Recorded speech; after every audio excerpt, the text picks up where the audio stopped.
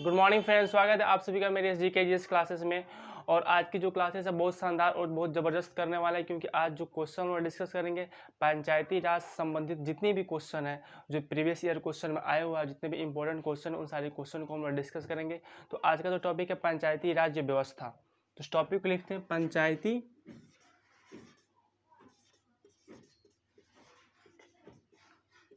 पंचायती राज व्यवस्था।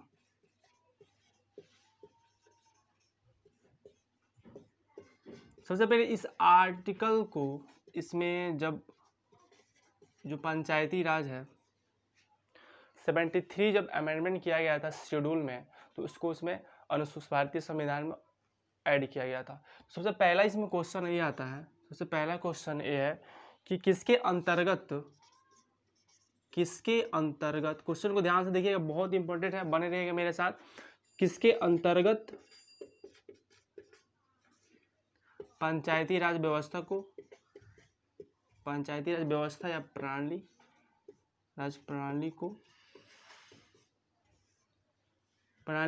किसके अंतर्गत पंचायती राज प्रणाली आता है। तो जो राज्य के नीति निर्देशक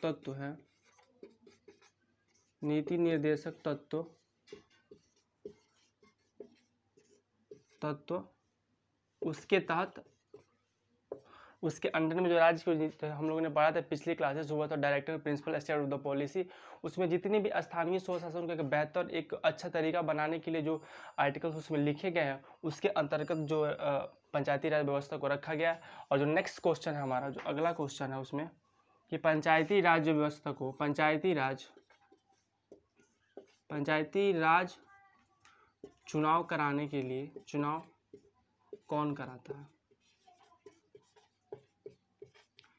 सिंपल सा क्वेश्चन, बट क्वेश्चन आया हुआ है क्योंकि एक राज्य सरकार के अंदर में होता है, राज्य के अंदर में होता है, तो जाहिर सी बात होगा कि जो स्टेट गवर्नमेंट होगा उसकी चुनाव कराता होगा, स्टेट गवर्नमेंट इसकी चुनाव कराता है, राज्य सरकार।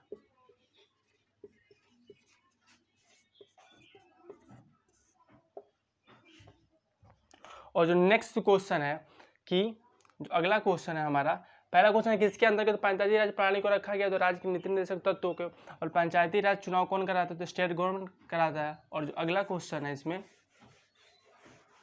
कि सबसे पहले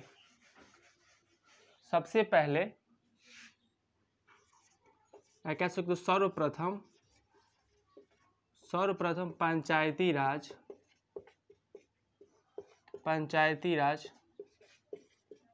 कहाँ लागू हुआ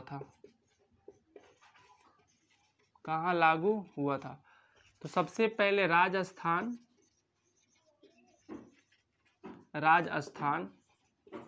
2 अक्टूबर 1959 को, सबसे पहले 2 अक्टूबर 1959 को राजस्थान में लागू हुआ था। और दूसरे नंबर पे ये तो पहला हो गया, दूसरे नंबर पे आंध्र प्रदेश में इसको लागू किया गया था 11 अक्टूबर 1959 को लागू किया गया था। और ये नागौर जिले में हुआ था, राजस्थान के नागौर जो डिस्ट्रिक्ट है वहाँ पे हुआ था। तो जो थर्ड नंबर क्वेश्चन है, तीसरा क्वेश्चन, तो थर्ड नंबर था। जो फोर्थ नंबर क्वेश्चन है हमारा, जो सामुदायिक विकास होता है, सामुदायिक विकास के लिए कौन जिम्मेवार है, सामुदायिक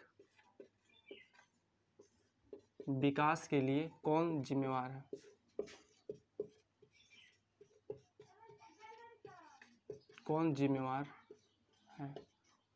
जो सामुदायिक विकास होता है उसके लिए जिम्मेवार जो लोक भागीदारी।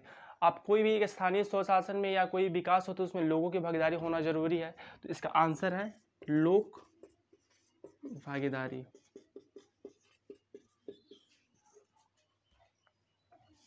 इसके बाद से जो फिफ्थ नंबर क्वेश्चन है, फिफ्थ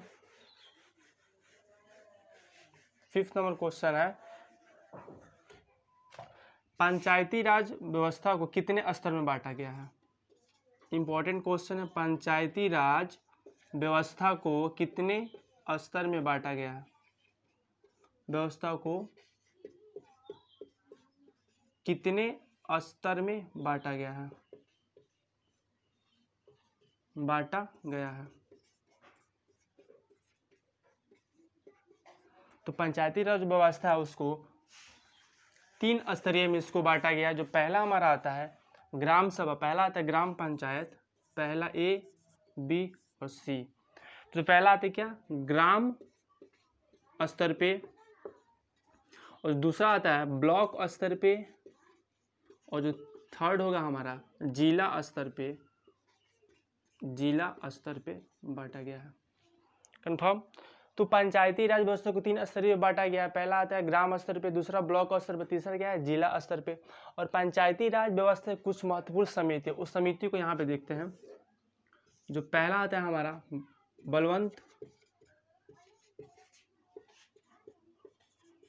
बलवंत राय मेहता समिति। तो दूसरा आता है अशोक मेहता समिति। और जो थर्ड आता है, जो थर्ड है हमारा PV राय समिति। और जो डी आता है, डी में जो दिया गया LM सिंघवी। LM सिंघवी ने कहा था कि जो पंचायती राज व्यवस्था है उसको संवैधानिक रूप से दर्जा प्राप्त होनी चाहिए, LM सिंघवी। और ई जो आता है हमारा 64 संविधान संशोधन जो हुआ था, संविधान संशोधन। और जो F आता है 73 संविधान संशोधन।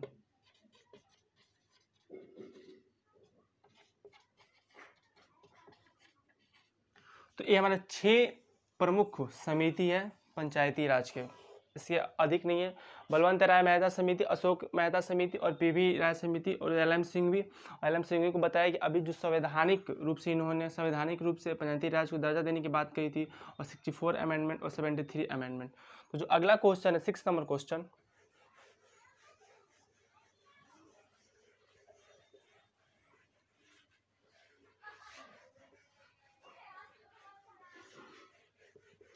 पंचायती राज स्तर पे 6 नंबर जो क्वेश्चन है, पंचायती राज स्तर पे, स्तर पर राज्य सरकार का प्रतिनिधित्व कौन करता है? राज्य सरकार का प्रतिनिधित्व कौन करता है?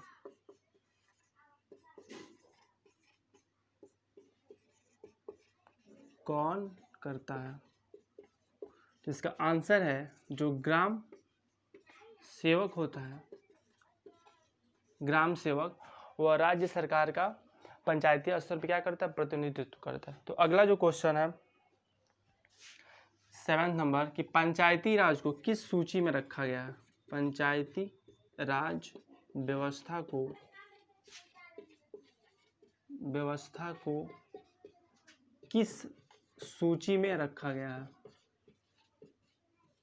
सूची में रखा गया है।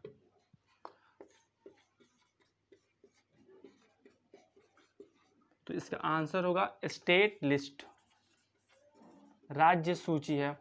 सब हम शेड्यूल पढ़ा था, उस शेड्यूल में जो 7th शेड्यूल है उसमें राज्य और संघ और राज्य की शक्तियों का बंटवारा किया गया, किस पे, कौन से सब्जेक्ट पे, कौन से विषय पे राज्य सरकार कानून बनाएगी, संघ बनाएगा, एक समवर्ती सूची। तो उसमें 3 लिस्टों के बारे में पढ़ा था। एक स्टेट लिस्ट आता है, यूनियन लिस्ट आता है, उसमें कंकरेंट लिस्ट आता है। तो उसमें जो स्टेट लिस्ट है उसमें पंचायती राज व्यवस्था की बात कहा गया है। तो जो अगला क्वेश्चन है 8 नंबर,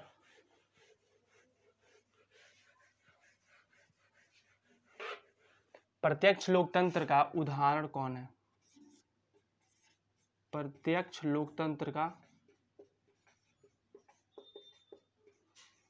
उदाहरण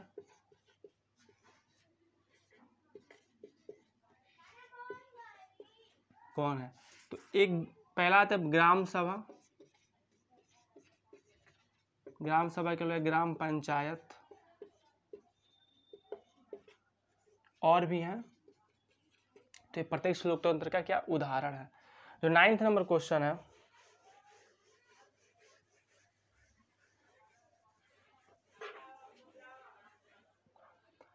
कि पंचायती राज का बहुत इंपॉर्टेंट क्वेश्चन है, पंचायती राज का वास्तुकार किसे कहा जाता है? वास्तुकार किसे कहा जाता है?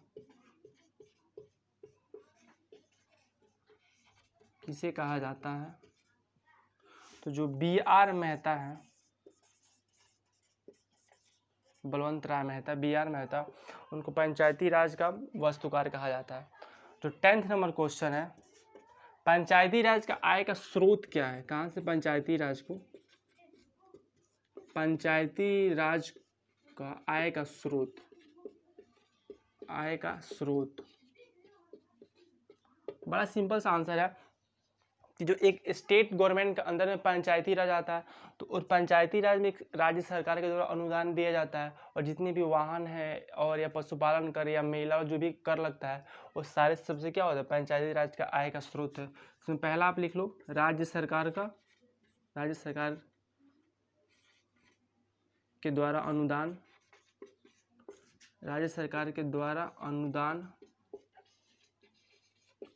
और जो बी आएगा स्थानीय जो कर लगाया जाता है,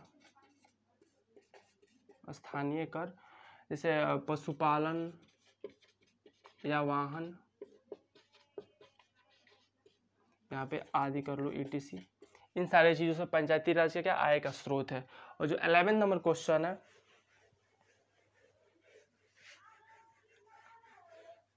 11 नंबर, स्थानीय स्वशासन का जनक किसे कहा जाता है? स्थानीय स्वशासन का जनक किसे कहा जाता है?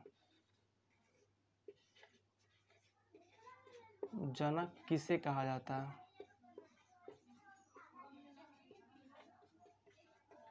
तो स्थानीय स्वशासन का जनक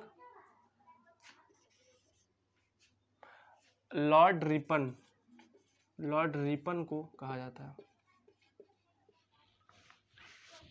लॉर्ड रिपन, लॉर्ड रिपन को स्थानीय स्वशासन का जनक कहा जाता है।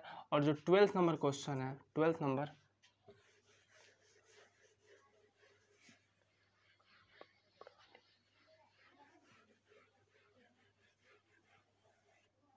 कि विकेंद्रीकरण की जो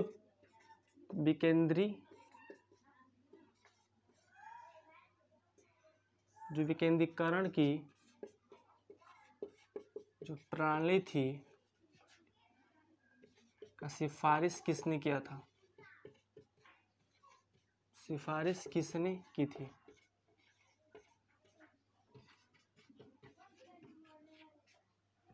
तो जो बलवंत राय जो मेहता थे, बलवंत राय मेहता, उन्होंने विकेंद्रीकरण की प्रणाली की सिफारिश की थी।